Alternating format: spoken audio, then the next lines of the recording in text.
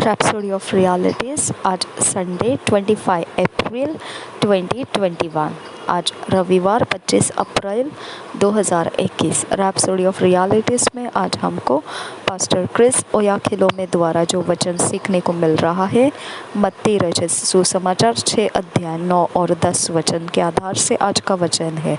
हम ये वचन के आधार से आज का विषय देखेंगे। मैथ्यू 6 चैप्टर 9 और 10 वर्स के आधार से आज का विषय है laying hold of your inheritance, अपने विरासत को थाम लेना। Laying hold of your inheritance, अपने विरासत को थाम लेना। हम वचन के आधार से देखेंगे इस विषय के बारे में। Matthew 6 chapter 9 to 10 verse. After this manner therefore pray ye our Father which art in heaven, hallowed be thy name. Thy kingdom come, thy will be done in earth as it is in heaven.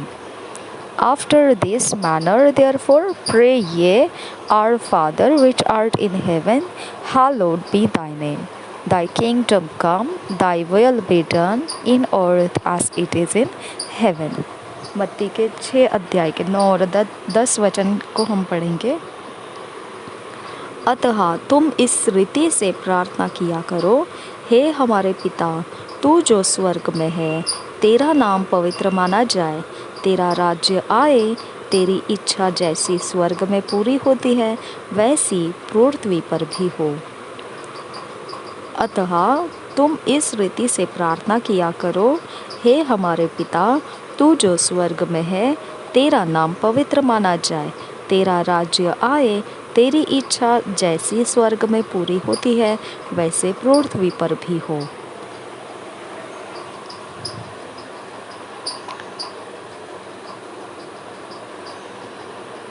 The master taught his disciples to pray, following the pattern in the scripture above. जो स्वामी है उसने अपने चेलों को सिखाया प्रार्थना करना, उस तरीके को अपनाने के लिए, उसके पीछे चलने के लिए जो वचन के अंदर हमने अभी देखा, जो ऊपर हमने वचन पढ़ा। He didn't say to them, pray this prayer. Rather, he told them to pray after this manner. उसने ये नहीं कहा उनसे कि ये प्रार्थना किया करो, बल्कि उसने ऐसा कहा कि इस प्रकार से प्रार्थना किया करो। This was before the completion of his redemptive work. यह उसके पहले वाला समय था जब उसने अभी तक उद्धार का काम पूरा नहीं किया था। Now that he is made salvation available to all, both the Jews and non-Jews, we need not pray to God anymore to give us our daily bread, because he is already done in it. अभी जब हम उद्धार हमारे लिए उपस्थित कर दिया गया है, सबके लिए, दोनों के लिए, यहूदियों के लिए भी और बिना यहूदियों वालों के लिए भी, तो अब हमको ऐसा प्रार्थना परमेश्वर से और करने की ज़रूरत नहीं है कि हमको रोज़ की रोटी दे, क्योंकि उसने वह सब कुछ पूरा कर दिया है। The essence of the scripture above is that it lets us know there is a daily allocation of blessings for us from heaven. इसका जो भाग वचन के अंदर है हमको समझ में आना चाहिए। जो इसके अंदर का एक विशेषता है जो हमको समझ में आना चाहिए, वह यह है कि हमको यह समझ लेना है कि रोज़ के जीवन के लिए जो ज़रूरतें हमारे लिए होना चाहिए, वह सारे आशीषों के हमको स्वर्ग में से रखा गया है। The Christian is born with and into a glorious inheritance in Christ. जो मसीह है वह जन्मा है उसके साथ और उसके अंदर जो महिमा में विरासत है मसीह में। Sadly, a lot of God's children have never laid claim to what rightfully belongs to them. दुख की बात यह है कि बहुतेरे ऐसे मसीह परमेश्वर के बच्चे हैं, संतान हैं, जो कभी भी ऐसी रखी हुई बातों के ऊपर अपना हक नहीं जताए और मांगे नहीं ठीक तरह से कि उनके लिए जो रखा गया है, जो उनके लिए है।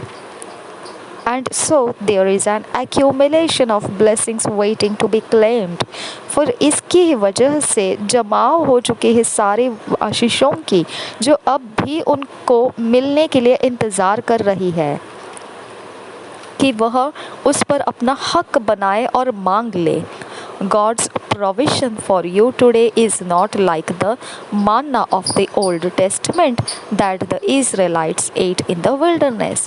परमेश्वर का जो हमको देना है वह इस प्रकार से नहीं होता है कि जिस प्रकार से पुराने नियम में रहा करता था, मान्ना के रूप में जो इसराइलियों ने जंगल में होते समय पाया था। Though manna came from heaven, the people could not keep any leftovers because it would decay by the next day.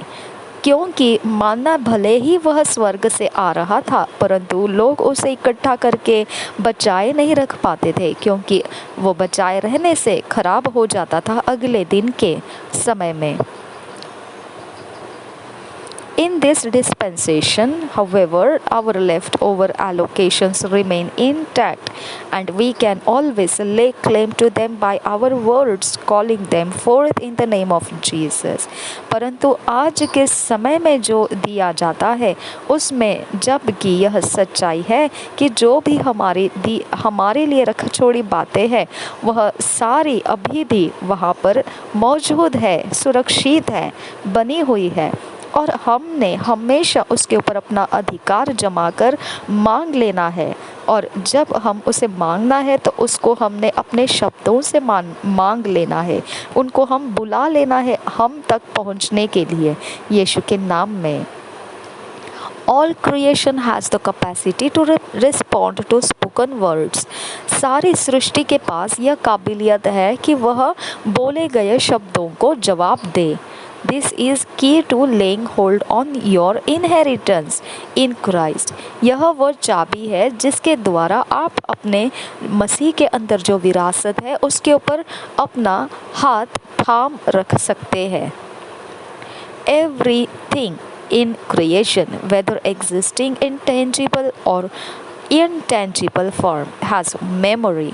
हर एक चीज़ जो सृष्टि की गई है, चाहे वह इस मौजूदगी में है जो हम छू सकते हैं या मौजूदगी में है जो हम नहीं छू सकते हैं, कोई भी प्रकार की हो, उसके पास अपनी एक याददाश्त रहती है।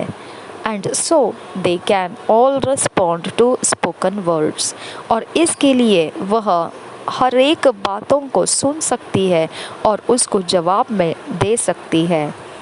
So speak the right words always and your life will be full of blessings. तो इसकी वजह से सही शब्दों को हमेशा बोलिए और अपने जीवन को भरपूर आशीषों से भरते रहिए, और आप अपने जीवन में आशीषों से भरपूर हो जाएंगे। Through your words you can claim all the accumulated blessings already granted you in Christ. अपने शब्दों के द्वारा आप अपने लिए जमा करके रखा हुआ जो आशीष है, जब पहले से ही मसीह में आपको दिया गया है, उस पर अपने अधिकार को जमा सकते हैं और मांग सकते हैं।